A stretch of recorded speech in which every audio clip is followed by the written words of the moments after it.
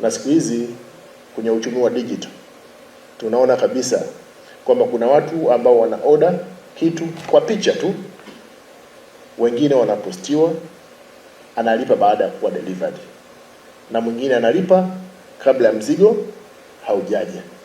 Nini ambacho kinamfanya awe tayari kulipia kabla hajaona mzigo? Ni imani. Lakini imani siku zote inajengwa, na imani inajengwa na serikali na taasisi zake. Ikiwa sehemu ya utaratibu, inakuwa utamaduni.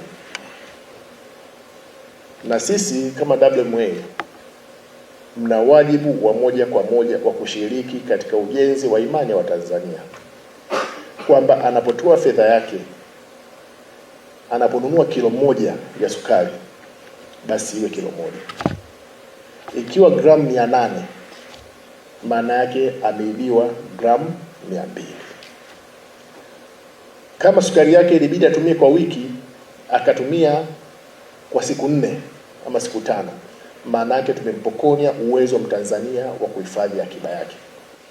Kwa sababu nchi siku zote inauzika kwa huduma, kwa aina ya bidhaa ambazo inazalisha kwenye soko la dunia. Tukikubali wajanja wachache wafanye uhuni kwenye vipimo, kwenye mizani, kwa bidhaa ambazo tunasafirisha nje, hatutaichafua Tanzania. Tunaenda kuwatesa watoto na wajukuu zetu, kwa sababu watatumia akili nyingi, watatiki riski ya mitaji, watawekeza kwenye biashara, hawatapata soko, kwa sababu sisi tulishindwa kutimiza wajibu wetu leo, kudhibiti wauni wachache, kutempa na mifumo. Kwa hiyo mnapojadili majukumu yenu kama baraza la wafanyakazi, ni vyema mkatafakari, mkajadiliana kujua nafasi ya mtumishi mmoja mmoja katika kutimiza malengo ya taasisi katika kudhibiti uuni, hasa kwenye eneo la vipimo. Kwa kufanya hivyo, tutajenga imani kwa sekta binafsi, tutajenga imani kwa wateja wetu nje ya mipaka yetu.